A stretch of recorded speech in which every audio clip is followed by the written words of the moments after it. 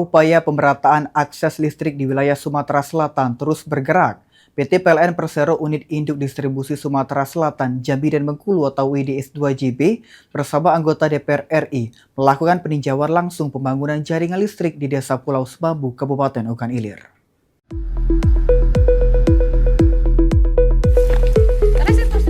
Peninjauan dilakukan oleh General Manager PLN WDS2JB Adi Herlambang bersama anggota DPR RI Komisi 12 Daerah Pemilihan Sumatera Selatan II, Dewi Yustisiana. Keduanya berdialog dengan Sekretaris Desa Pulau Semambu John Kuripan serta warga setempat untuk memastikan progres pekerjaan berjalan sesuai rencana dan kebutuhan masyarakat.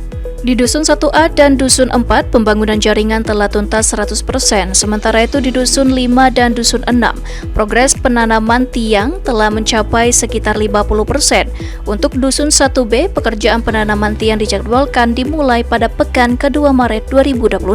Anggota DPR RI Dewi Yustisiana berharap percepatan pembangunan dapat terus dilakukan agar masyarakat yang belum menikmati listrik segera memperoleh akses yang layak. Desa Pulau Semambu dihuni sekitar 2.150 jiwa yang mayoritas bekerja sebagai petani karet dan kelapa sawit. Dengan karakter wilayah yang masih berkembang, ketersediaan infrastruktur dasar seperti listrik dinilai krusial untuk menunjang kegiatan rumah tangga, sekaligus meningkatkan produktivitas usaha warga. Sekretaris Desa Pulau Semambu John Kuripan menyampaikan apresiasi atas realisasi pembangunan jaringan listrik di wilayahnya.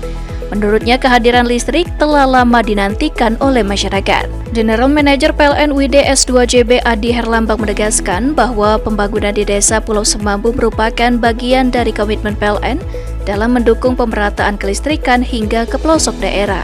Ia menjelaskan dalam prosesnya PLN menghadapi sejumlah tantangan mulai dari aspek perizinan di kawasan tertentu hingga keterbatasan akses jalan dan kondisi geografis. Meski demikian, PLN terus berkoordinasi dengan pemerintah pusat dan daerah agar pembangunan dapat diselesaikan tepat waktu. Listrik Desa Sumsel, benar.